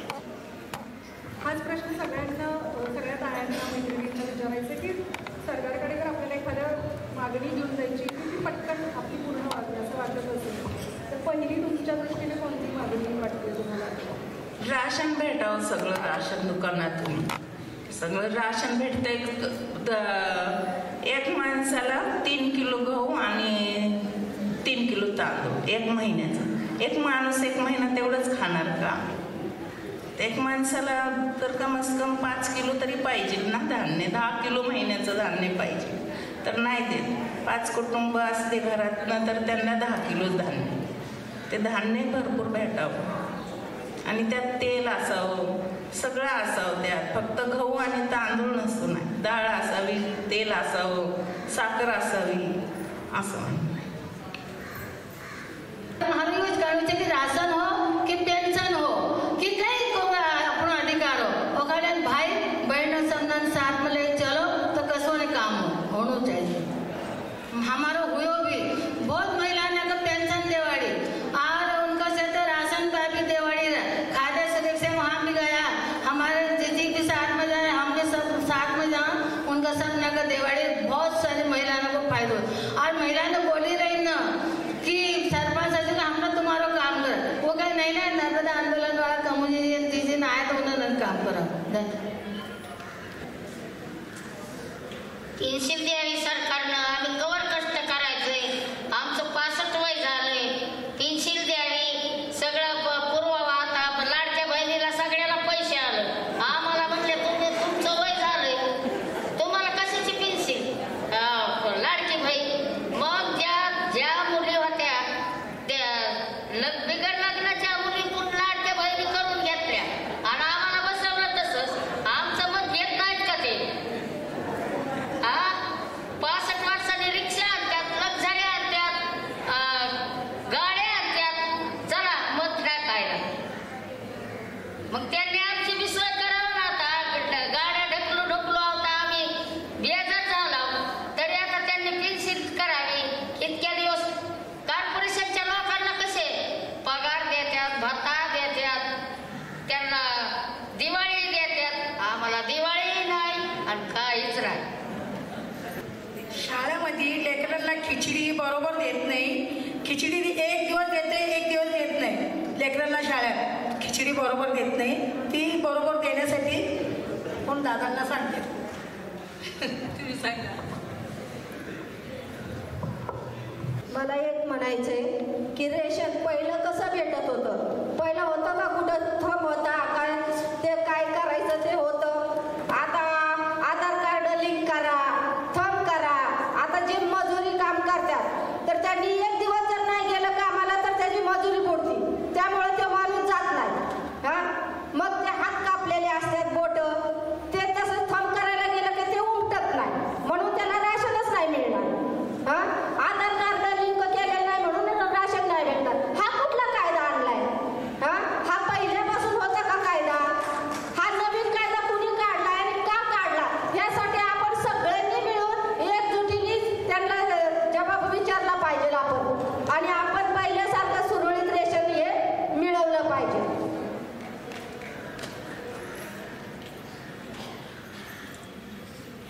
आता राशन दुकानामध्ये 12 डिजिट नंबर आल्याशिवाय ते राशनचं त्यांची प्रोसेसच करून घेत नाही. राशनला दुकानामध्ये राशनला गेलं तर ते म्हणतात तुमचं राशन कार्ड बाद झालंय, नवीन करावं लागेल, द्या 2000 रुपये, द्या 3000 रुपये. ते 12 डिजिट नंबर ऑनलाईन केल्याशिवाय पर्याय नाही. आणि ते करण्यासाठी 2000 आणि 3000 त्यांना द्यायचे आणि परत त्यांच्या मागं खेटा मारायचे की तुम्ही तुमचं राशन कार्ड ते साहेब बदलला, ते साहेबांनी अजून तयारच केलं नाही. 8 दिवसात राशन कार्ड ते आता नवीन झालंय, एका पानाचा पांढरा राशन कार्ड झालेलं आहे. पण ते 8 दिवसाची बोली काढून 3000 लोकांकडनं घेतात.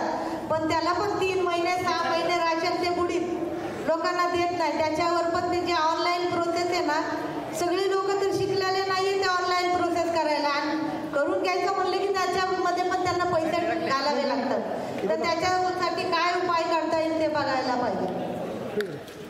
धन्यवाद सगळ्यांना. सगळ्यांनी खूपच या चर्चेला साथ दिली आणि हिनाताईंनी पण चर्चासत्र आणि हा संवाद पुढे नेला, त्याच्याबद्दल हिनाताईंचे पण आभार आणि सगळ्या बायांचे पण आभार. आता याच्या पुढे हिनाताई आपल्याला थोडं मार्गदर्शन करतील, तर मी त्यांना विनंती करते की त्यांनी आपल्याला मार्गदर्शन करावं. सॉरी, मी मार्गदर्शन वगैरे काही नाही करणार आहे. मी त्यांच्यासारखंच बोलण्याचा प्रयत्न करणार आहे. मी खरं तर त्यांच्या सगळ्यांचं ऐकत असताना मला लक्षात येत होतं की आपण किती लहान आहोत आणि आपल्याला अजून किती बघायचं आहे. त्यामुळे मी मार्गदर्शन करूच शकत नाही. मीच त्यांच्याकडनं जे ऐकत होते त्यातनं काहीतरी समजून घेण्याचं, आपलं भोवताल समजून घेण्याचा प्रयत्न करत होते. आता आपण त्यांना विचारला एक प्रश्न की तुम्हाला तुमच्या वस्त्यांमध्ये काय प्रश्न, महत्त्वाचा प्रश्न वाटतो. आणि त्यांनी सांगितलेल्या प्रश्नांमधली एक सामायिकता लक्षात येईल की कुठलाच प्रश्न खरं तर थेट बाईशी संबंधित नव्हता, तो पुरुषाशी संबंधित होता. त्या दारूबंदीविषयी बोलत होत्या किंवा मारामारीविषयी बोलत होत्या, हिंसात्मक किंवा ज्या पद्धतीची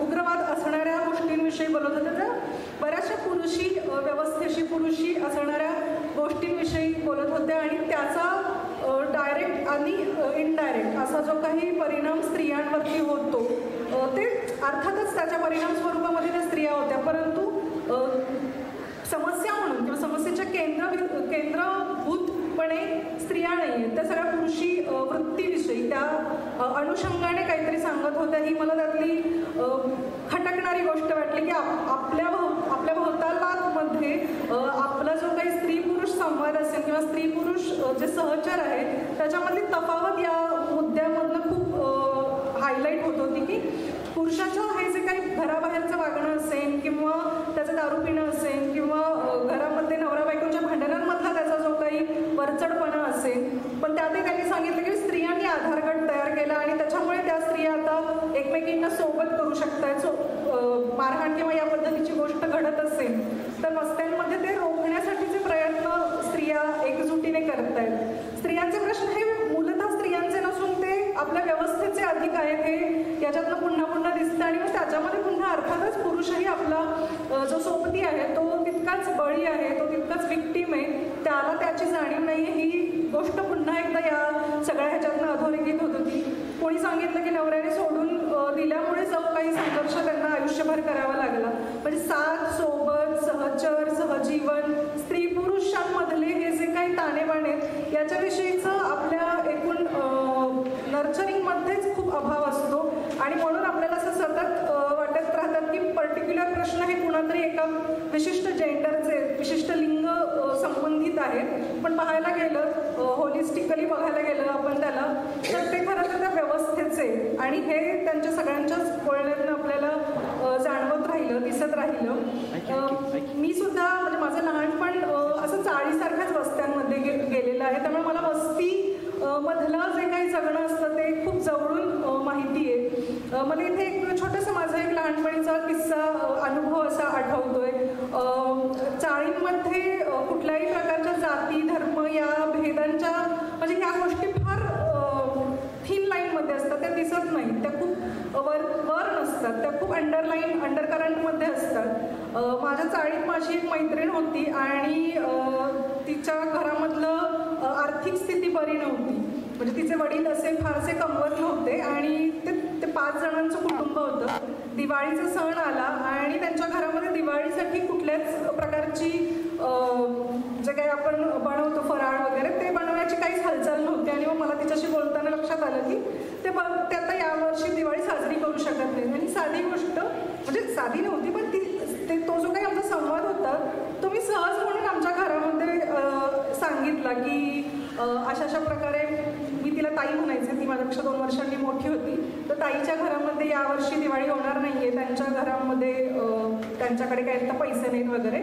आणि तिचा छोटा भाऊ मात्र असं रडत होता, तो अगदीच 2री 3रीत होता आणि त्याला असं वाटत होतं की आपल्या घरात का नाही बाबा दिवाळी साजरी होते, फराळ का नाही येते किंवा फटाके का नाही आहेत. आणि साधी गोष्ट मी सहज म्हणून माझ्या घरात सांगितली होती. मला माहीत नव्हतं त्यावेळेस की माझ्या वडिलांनी त्या कुटुंबाला काही पैशांची मदत केली, त्यांच्या घरामध्ये ती दिवाळी साजरी झाली. ही गोष्ट माझ्या वडिलांनी की आमच्या घरात ती डिस्कस नाही झाली, चर्चा नाही झाली, मी सहज सांगितलेली गोष्ट होती. मलाही एवढी काही कल्पना अक्कल अशातला काहीच भाग नव्हता की माझ्या घरच्यांनी त्यांना मदत करावी, म्हणूनही मी ते काही सांगितलेले नव्हते. जस्ट आपण आपल्या मैत्रिणींचं काहीतरी सांगतोय या अगदी साध्या हेतूनं मी ते सांगितलं होतं. काही वर्षांनंतर जेव्हा म्हणजे आम्ही त्या चाळीमधनं बाहेर पडलो, आम्ही दुसऱ्या वस्तीत राहायला गेलो आणि मग काही वर्षानंतर जेव्हा आमची पुन्हा भेट झाली, मला ॲब्सोल्युटली मी असं काहीतरी बोलले होते, माझ्या घरात ही गोष्ट सुद्धा लक्षात नव्हती, पण ती जी ज्यांच्या घरात ते अन्नधान्य गेलं होतं त्यांना ते माहीत होतं, त्यांच्या ते लक्षात होतं. आणि त्यांनी जेव्हा ती पुन्हा आठवण म्हणून सांगितली की तुझ्या वडिलांनी अशी मदत केली होती, तर ही गोष्ट मला खूप म्हणजे आपण जे काही सलोखा किंवा आपण जे काही मोठ्या ज्या गोष्टी बोलतो त्या अशा खूप छोट्या साध्या माणसांच्या जगण्यातनं पुढे जात राहतात. त्याला असं काहीतरी बाहेरनं लेबलिंग करण्याची, बाहेरनं काहीतरी फार त्याचा उच्चार करण्याची गरज नसते. मला ती म्हणजे मला वाटतं मला ती जी काही घडण असेल किंवा शिकवण असेल ती त्या एका कृतीतनं जी मला माहितीही नव्हती त्यावेळेस घडली, पण ती कुठेतरी परकोलेट झाली आणि पुढे आपण त्याचा कॉन्शियस विचार करावा हा भाव माझ्या मनामध्ये निर्माण झाला. तर मला हा किस्सा सांगण्याचं कारण हे होतं की आपण वस्त्यांमध्ये बघतो खूप मोठ्या प्रमाणामध्ये तिथं एकजुटी किंवा एकतेचा भाव दिसतो, जो आपल्याला आता अलीकडे आपल्या वातावरणामध्ये आपल्याला असं वाटतं की खूप जास्त ध्रुवीकरण होत आहे, आपल्या आजूबाजूला ज्या पद्धतीचा विद्वेष पसरतोय, तर ती गोष्ट खूप कमी प्रमाणामध्ये वस्तीच्या लेवलला असते, कारण तिथे प्रश्न खूप मोठे असतात जगण्याचे मूलभूत. म्हणजे आपण आता या सगळ्यांचं ऐकत असताना लक्षात आलं की त्या खूप मूलभूत प्रश्नांविषयी बोलत आहेत, राहण्याविषयी बोलत आहेत, रेशनविषयी बोलत आहेत, आरोग्य, पोषण, काय म्हणजे शाळा, अंगणवाड्या, या अगदी साध्या मूलभूत मुद्द्यांविषयी जे प्रश्न सॉल्व्ह व्हायला पाहिजेत, जे प्रश्न सरकारी स्तरावरती किंवा आपल्या व्यवस्थेच्या स्वरूपामध्ये त्यांची उत्तरं मिळायला पाहिजेत, या अत्यंत मूलभूत प्रश्नांमध्ये माणसं जेव्हा अडकलेली असतात तेव्हा विद्वेषाच्या राजकारणापासून ते खूप दूर असतात, त्या अर्थाने सुखी असतात. त्याच्यामुळे मला असं वाटतं की म्हणजे हे जे त्यांचे मूलभूत प्रश्न त्याला सांगतायत आणि त्यातनं पुन्हा एक महत्त्वाची गोष्ट काय अंडरलाईन करत होते की त्यांच्या आयुष्यामध्ये आपल्याला दिसेल की ते संघटना संस्थांचा उल्लेख करतायत आणि ती खूप महत्त्वाची गोष्ट मला वाटते की जेव्हा स्त्रियांच्या आयुष्यामध्ये अशा पद्धतीचं सक्षमीकरणाचं काहीतरी एक माध्यम येतं तेव्हा त्या खूप चांगल्या ताकदीनं उभ्या राहू शकतात की त्यांच्या सगळ्या बोलण्यातनं, त्यांच्या सगळ्या जीवनानुभवातनंच त्या आपल्या पुढे मांडतायत. मी एका आता NGO बरोबर काम करतेय, तर त्या कामाच्या स्वरूपामध्ये आम्ही ऊसतोड कामगार महिलांसोबत काम करतो आणि यांचं जे काही मी आता ऐकते ते मला तेही प्रश्न तितकेच सारखेच वाटत आहेत. किंवा म्हणजे आता जसं ह्यांनी उदाहरण म्हणून सांगितलं की मेट्रो आली म्हणून जे स्थलांतर झालं आणि मग त्याच्यामुळे त्यांचे जे काही नवे प्रश्न उपस्थित झाले तेच ऊसतोड कामगार महिलांच्या बाबतीतही घडत होते आहेत की साधं राहण्याची व्यवस्था नसते, म्हणजे 6-6 महिने ते लोक स्थलांतर करतात, अन्नधान्य किंवा त्या ज्या काही बाकी व्यवस्था असतात, म्हणजे छोट्याशा झोपडीसारख्या जागेत त्यांना राहावं लागतं, कुटुंब 4-5 माणसं छोट्या झोपडीत राहतात, अन्नधान्य घेऊन जातात सोबत, तिथे चोरीही होते बऱ्याचदा आणि मग पुन्हा ते एक नुकसान असतं. हे जे काही मूलभूत प्रश्न दिसतात तर त्या सगळ्या त्या स्त्रियांविषयीचं सुद्धा त्यातलाही तोच अनुभव होता. पण मला असं लक्षात आलं, म्हणजे आत्ता मी ऐकत असताना मला ती गोष्ट रिलेट झाली की त्या स्त्रियांना जेव्हा संघटित करायचं ठरलं आणि त्या संघटित होऊ लागल्या तेव्हा तोपर्यंत त्यांचे हे प्रॉब्लेम्स होतेच, त्यांना हे अनुभवत होते, जगत होते, पण ते इतके त्यांच्या जगण्याचे मूलभूत अंग झालेले होते की त्यांना म्हणजे ते प्रश्न आहेत असं वाटतच नव्हते. म्हणजे आपल्याला राहायला चांगली जागा नाही आहे किंवा आपल्याला साधं चांगलं पाणी दिलं जात नाही आहे प्यायला किंवा कुणातरी शेजाऱ्याच्या विहिरीनं पाणी काढताना तो आपल्याला शिवीगाळ करतो, तर तो आपला म्हणजे मानव म्हणून आपला काय म्हणजे आपल्या मानवी मूलभूत हक्कांचा तो उल्लंघन आहे. अशा कुठल्याच गोष्टी म्हणजे या शब्द खूप मोठे असू शकतील पण ती ज्या त्याच्या जाणीवा असतात आपल्या प्रॉब्लेम्सच्या त्याच नव्हत्या. आणि जेव्हा ह्या संघटित व्हायला लागल्या, त्यांचं सक्षमीकरण व्हायला लागलं, त्यांना माहिती मिळायला लागली आणि आज त्या स्त्रिया जसे ह्या सगळ्या सांगतायत की आम्ही आमच्या हक्कासाठी आणि अधिकारांसाठी आता बोलतो, घाबरत नाही, तर तेच तिथेही मला चित्र बघायला मिळतंय. आता गेल्या काही वर्षापासून मी जे त्यांच्यासोबत काम करते की त्या स्वतःच्या हक्कासाठी आता भांडतात. कुठेही मुकादमाला कुठल्याही अशा वस्तीवरती उतरू देत नाहीत की जिथे सोय नसेल, राहायची व्यवस्था नसेल, तर जिथं ती व्यवस्था असेल, पाणी असेल, स्वच्छता असू शकेल त्याच ठिकाणी त्या तयार होतात की आम्ही उतरणार आणि मग आम्ही इथे काम करणार.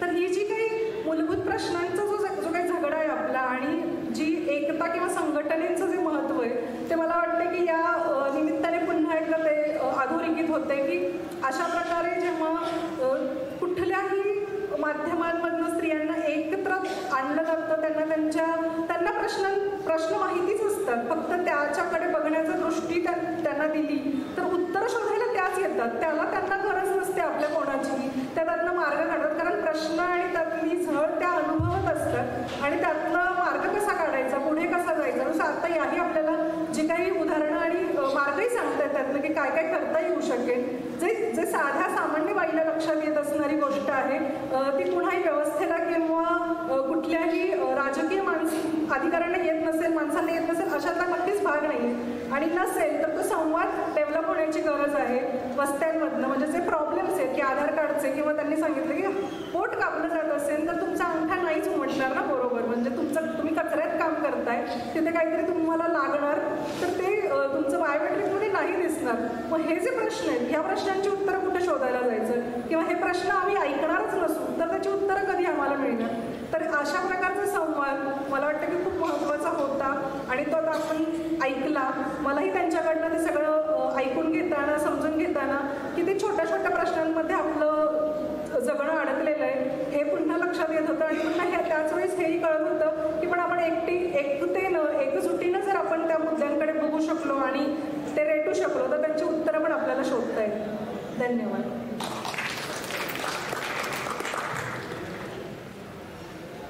धन्यवाद हिनाताई. बाबा आता बोलतील. माझ्या साऱ्या बहिणींनो आणि भावांनो, आता चर्चा जर चाललेली आहे,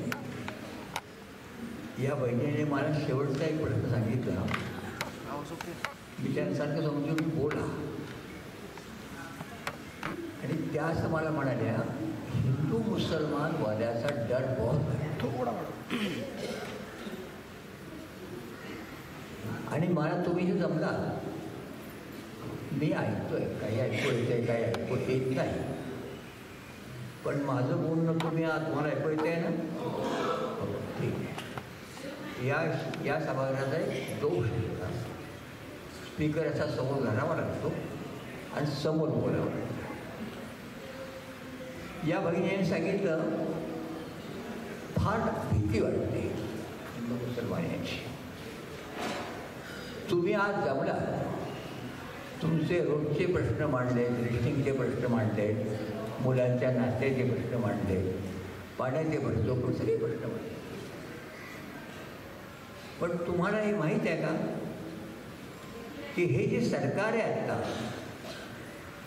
या सरकारचं म्हणणं आहे की इथे जी प्रत्येक जी मशीद आहे, त्या मशिदीच्या खाली आमचं जेवण आहे,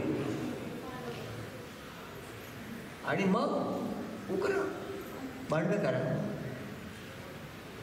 एका बाजूला तुम्हाला निवडणुकीत पैसे दिले आणि तिकडं दुसऱ्या बाजूला रेस्टिंगचे हालात बंद करून टाकले.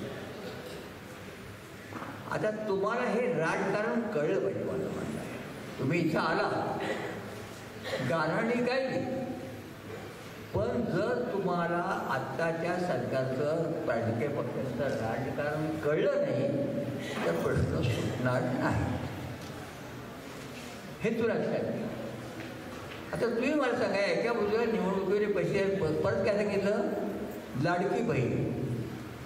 आता ती 65 वर्षाची बाई म्हणाली, मी बहीण म्हणून एकच बहीण होणार, 65 मी बंद करून टाकले. उत्तर काय आलं, आता म्हणजे डिसेंबरपर्यंत दिले. आणि वातावरण कसं पशुपटपटीतलं मोदींचं, आणि आम्ही बायासुद्धा एकमेकीला नाव ठेवतो, आजची परत नाही आहे वगैरे वगैरे ऐकतो मी. माझा व्यवसाय डॉक्टरी असल्यामुळे थोडंसं बोलावं कळतं. तेव्हा तुम्ही आता मला फार आनंद खूप वाटला पहिल्या जुनी मंडळी भेटलं, आणि एक नव्या पद्धतीचं मेळावा इथं होतं की सगळ्या धर्मातल्या महिला येत आहेत आणि मांडत आहेत. ही पहिली वेळ आहे. मी तुम्हाला खूपच धन्यवाद. माझी वगैरे महिला गेली, त्यांची मुलगी हिला आई आहे, ती करते काम असं म्हणतात भाषा, आणि आपण करतो, प्रयत्न करतो, मिळून साऱ्या त्यांनी नाव दिले गेले. पण नवं नाव जे आलं ना, आम्ही साऱ्या सावित्रीचे लेखी. सावित्रीबाईंचं घर इथे आहे, गणेशपेठेत आहे त्या. गंमत बघा, या बाईने बंड कोणतं केलं, माळी समाजातल्या या बाई, आणि पहिल्यांदा त्यांनी ठरवलं की नाही काही घडलं, बंड केलं. बंड नुसतं खाण्यापिण्याचं नाही, विचारांचं बंड झालं. फुल्यांनी जेव्हा माळी समाजाला बहिष्कार टाकला आणि दोघांना बाहेर काढला, चला समाजात कोण ठेवायचं नाही, मग ते बाहेर पडले. नंतर म्हणजे तिसरे राहत होते. कुठं आले, बायबापी होत्या शेख, त्यांच्या घरी त्यांना आधार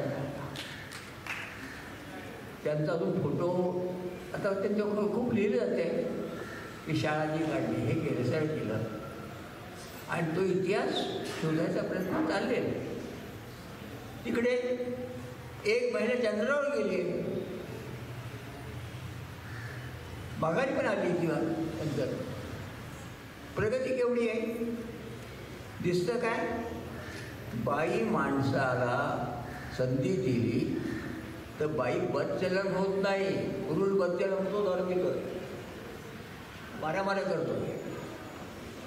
बाईला संधी मिळाली तर बाई संधीचं सोनं करून दाखवतो. मग ती हिंदू असू द्या मुसलमान असू द्या काही असू द्या पण जरा आम्हाला स्वास्थ्य तर द्या. आता म्हणजे निवडणुकीमध्ये पैसे वाटत नाही. मी मध्ये 2-3 दिवसाचं ऑपरेशन कर मी तुम्हाला खरं सांगतो 1952 साली पहिली निवडणूक झाली तेव्हापासून कालपर्यंत मी पाहतोय एवढा पैशाचा धुमाकूळ मी कधी पाहिला नाही निवडणुकीमध्ये. बरोबर ते बघा शेजारी बसले आहे तुमचं काय म्हणते बाहेर काय झालं कसं कसं कुठला पैसा आणला हा आणि पैसे वाटून तुम्ही काय केलं. एका बाजूला राजकीय पक्ष फोडायचे सरळ बहादुरी आणि दुसऱ्या बाजूला आणि नंतर तुम्ही आमच्याकडे यायचं बाबा ते रिश्टीमोळचं दुकान बंद पडले बाबा त्यांनी मात केला बाबा आसरा केला बाबा आता बाबा काय करेल. मी बाजू मला म्हणतात पण माझी मी बोलतो माझा आमदार सोबत बाबा काय आमचे सर्व वगैरे बसलेले खूप बोलायला वगैरे त्या थांबावं लागतं थांबा खूप खूप गोष्टी सांगतात गमती गमतीच्या. झोपडपट्टीमध्ये सर्वात जास्त काय परिस्थिती आहे पण आम्हाला चांगलं घर तर लिहाय बाळांचं चांगलं बोलणं काय हे करणं. मी विचारलं मुलीचं लग्न लवकर काय केलं ए रेमान कशा कार लवकर लवकर मुलगी हुशार मुलापेक्षा मुलगी हुशार आहे. मुस्लिम समाजात सुद्धा मुली पुढं चालल्या हे बघा मुलं मागे राहत आहे. आम्ही मुलांना विचारतो का रे असं मुलं तेवढी का म्हणत चालली दिनरात डोक्याला हात धोका का. तर तुम्हाला मला सांगायचं आहे तुम्ही साने गुरुजी महात्मा फुले बाबासाहेब नाव घेऊन जमलेला मला तुम्हाला जास्त नाही बोलायचं पण आम्ही सुद्धा काम करतो ना आमचे सुद्धा हात अशक्त करायचं चाललंय. काही बोलायचं म्हणे आम्ही देश घडवतो बुडवायला घडवतो देश बुडवायला. अरे वा इथे माणसाचं जीवन इतकं वाईट आहे आता कालचीच गोष्ट असतो कालचीच गोष्ट काय सांगू गंमत. मला भेटायला त्या जयपूरच्या माझ्या भगिनी आल्या आणि तिकडं जयपूरमध्ये आजबाई बातमी एक आग इकडे मुळशीमध्ये ज्यांची घरदारं बुडाली ती माणसं आली बाबा ते आता 100 वर्ष झाली काहीतरी बघा. या प्रश्नांच्या ऐवजी काय चाललंय पवार हसले काजल पवार इकडे गेले ते तिकडे गेले हे इकडे आले ते गेले. तुम्ही आता जे सगळे प्रश्न मांडले या प्रश्नांची चर्चा होते आपण अग्र धरला पाहिजे जास्त नाही. सत्य असं बोलतो सत्य सर्वांचा अधिकार. आपण सत्य ज्या देशात लोकशाहीमध्ये लोकांना सत्य बोलता येत नाही सत्य बोलल्याबद्दल त्याला शिक्षा होते तिथं लोकशाही नाही टिकत. घरात असं आवाज बंद पडला आवाज बंद कर अर्थ आहे तो किती बरोबर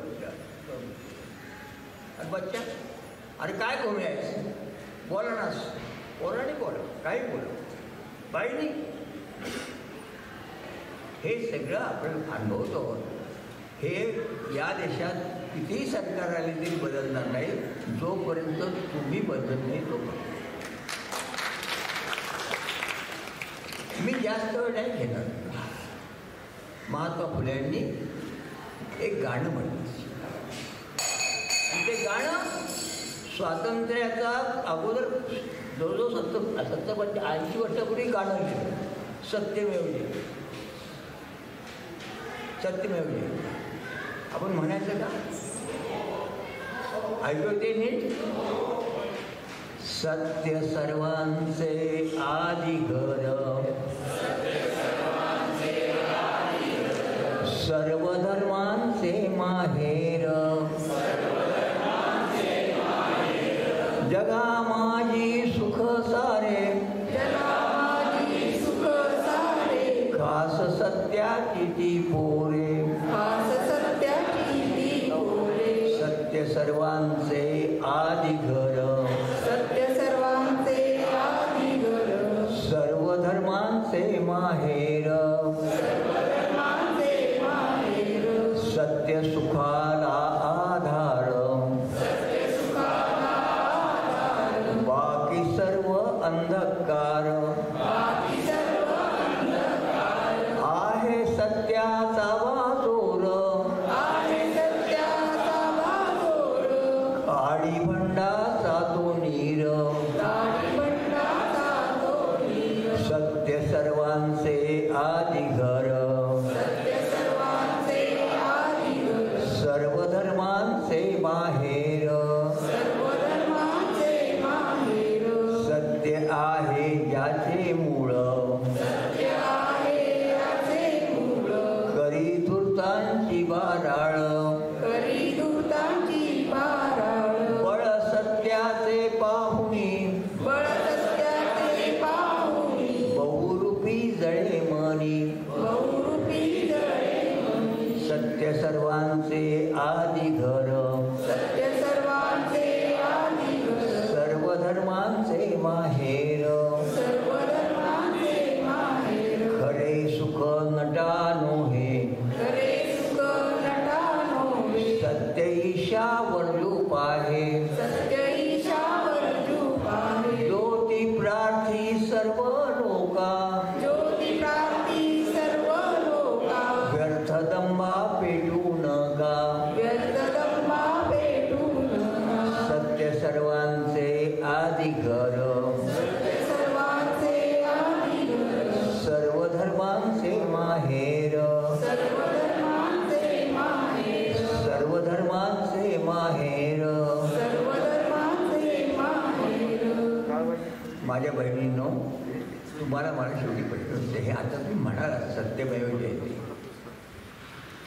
सत्य जर मला सत्य मांडायचा अधिकार आहे की नाही? आता तुम्ही बोलला, तांदळाचं बोलला, याचं बोलला, सगळं बोलला. याच्यापेक्षा मूलभूत प्रश्न आहे ते कोणते? बाई माणसाची असती एवढं करावं. बाप्यानी तुम्ही आता दारूचा प्रश्न म्हणता. आपल्याकडे काही बाहेर महिला दारू पितात मला माहीत आहे, पण कमी. सर्वात जास्त दारू कोण पितो? पुरुष पितात. दांडगाई कोण करतं? या सभेला मला सांगायचं आहे, सरकार काय करेल या भ्रमात राहू नका. आता आपल्याला वस्ती पातळीवरच काम केलं. एखादा नवरा बायकोला मारत असेल तर पिऊन झोपडपट्टीतल्या 10 बायकांनी पुढे सांगितलं पाहिजे बंद कर. हे काय नव्हता माशा चालवलास? काय तर माशा चालवलास? पोलीस येऊन काय करणार नाही, पोलीस पैसे खाऊन आणखी मारायला सांगितलं. आपण एक झालो तर बोला ना आपण एक झोपडपट्टीचं आपलं राज्य निर्माण केले, जमेल. माझं म्हणणं इथं असलेल्या संघटनांनी जरा हे काम घेतलं पाहिजे. असं झालं. अरे आता 2 मिनिट होती जास्त आहे. त्यांनी सूचना दिली की लवकर आवडा कोणता कार्यक्रम. मला सांगायचं कोणतं? सत्यमेव जयते याच्याबद्दल थोडंसं खुलासा करायचा मला. सत्यमेव जयते म्हणजे काय? मला सत्य शोधायचा अधिकार आहे, मला बुद्धी आहे. तुम्ही का असं सांगता की ते पोथीत दिले ते सत्य? माझा तुम्ही हा अधिकार का काढून घेता? मला विचारते, मला कुठं वाटत आहे हे मला अधिकार आहे की नाही? तुम्ही म्हणता नाही, ते देवाची करणी येते. कुठं देव आहे? मला समजू ना, मला अक्कल आहे ना, मला कळलं पाहिजे ना. हा तुमचा शोध घेण्याचा मूलभूत हक्क आहे. म्हणून सत्यमेव जयते. घटनेत दिले म्हणून सत्यमेव जयते नव्हे. तेव्हा आपली चळवळ तर चाललीच पाहिजे, पण चळवळीबरोबर आपण काय करतो हे आपल्यालाही समजून घेतलं पाहिजे, लोकांना पण सांगितलं पाहिजे. चुकत असेल तर सरळ म्हणून त्याबद्दल बोलले पाहिजे. त्याला सरकार लोकशाही म्हणतात, ते आपण करतो. तेव्हा आजच्या निमित्ताने मला खूप बरं वाटतं. जुनी मंडळी खूप एकट्याने वाटतं, सगळी मंडळी बसली सर आणि आम्ही जरा म्हातारी माणसं जावं ना. अशा काळात सुद्धा तुम्ही जेव्हा जमलात आणि हे सगळं मागापासून ऐकायला मिळालं. मी एवढंच म्हणतो की माझं वय आता 95 आहे. तुमच्या ह्या कार्यक्रमाला हजेरी लावल्यामुळे आणखी 2 वर्ष तरी वाढून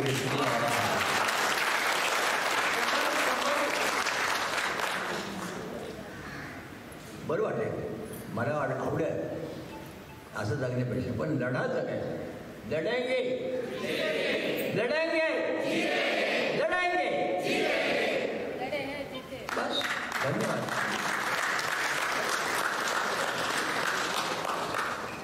सानेगुरुजी 125 अभियानात मेरी बात सुनो हा कार्यक्रम जेव्हा ठरवला त्यावेळी हो बायकांना तर बोलवूया, पण बायका इथून काय नेमकं घेऊन जाणार आहे असा एक प्रश्न विचारलाही होता मी आणि मनातही आला होता. त्याचं उत्तर आज मिळालं. इथे 2 पद्धतीच्या बायकांनी आपलं वक्तव्य मांडलेलं आहे. काही बायका एका संघटनेमध्ये आहेत आणि त्यांनी त्यांचे अनुभव सांगितले. अनेक बायका इथे आज पहिल्यांदा अशा प्रकारच्या कार्यक्रमात आल्या आणि कधीही स्टेजवर न बोललेल्या बायका त्यातल्या काही इथे स्टेजवर येऊन आज बोलल्या आहेत. इथे समोरही आत्ताही बसलेले आहेत त्यातल्या अनेक. सपोर्ट, एकी, संघटन, हक्क आणि अधिकार याचा पुनरुच्चार आज इथे झाला आणि हेच शिकायला मिळालं असेल आज. या मेळाव्यात विविध स्तरातल्या विविध ठिकाणच्या ज्या बायका एकत्र इथे आत्ता आल्या आहेत. आता फक्त इथून बाहेर जाऊन चाय की चुस्कियों में एक दुसरीची ओळख करून घ्या. आज सुरुवात आहे. यानंतर आपल्याला आपली एकी दाखवत बरंच काही करता येणारं जे आहेच मुळात ते करायलाही सुरुवात करता येईल. एकमेकींच्या ओळखीने हे आपण करत पुढे जाऊ शकतो हा विश्वास मला असं वाटतं आजच्या या कार्यक्रमानं दिला असेल. मी संयोजकांचे आभार मानते. या ठिकाणी उपस्थित असलेल्या सर्व महिलांचे विशेष आभार मानते की त्यांनी आमच्या सांगण्यावर आनंदानं इथे येण्याचं कबूल केलं. अनेक जणी इथे समोर आल्या आणि बोलल्यासुद्धा. त्यामुळे या सर्व महिलांचे विशेष आभार आहेत. ही कल्पना ज्यांनी सुचवली त्या वारेसरांचे आणि उचलून धरली त्या सानेगुरुजी अभियानाचे प्रमुख संयोजक संजय मंगो सर, तुमचे विशेष आभार. आम्हाला संधी दिली हे करण्यासाठी, त्यासाठीही तुमचे नक्की आभार. मी शेवटी या ठिकाणी 4 ओळी म्हणते आणि थांबते. पहाड़ सी मुसीबतों के बीच आगे बढ़ पाने का नाम औरतें हैं. दहाड़ती नसीहतों के बीच अपनी कह पाने का नाम औरतें हैं. जिंदाबाद.